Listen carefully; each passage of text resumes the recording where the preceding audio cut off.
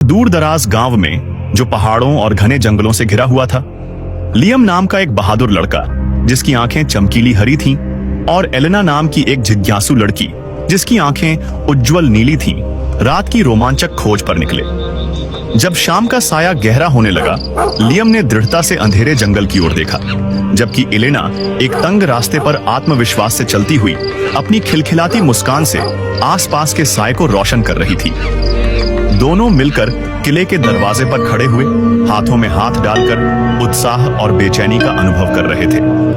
अंदर एक मंद रोशनी वाले कमरे में, जो जाले और झिलमिलाती मोमबत्तियों से भरा हुआ था, अचानक एक हवा का झोंका आया और रोशनी बुझ गई। लियम हड़बड़ाया, जबकि एलेना एक रहस्यमय चमकती चीज के करीब झुकने लगी। अचानक एक आत्मिक छाया प्रकट हुई, जो एलेना को अपनी चमकदार उपस्थिति से मोहित कर रही थी। भय की लहर दौड़ गई जब साए उनके चारों ओर घेरने लगे और लियम ने एलेना को भागने के लिए कहा। हमें यहाँ से निकलना होगा। वे टूटे फूटे सीढ़ियों से तेजी से नीचे दौड़े।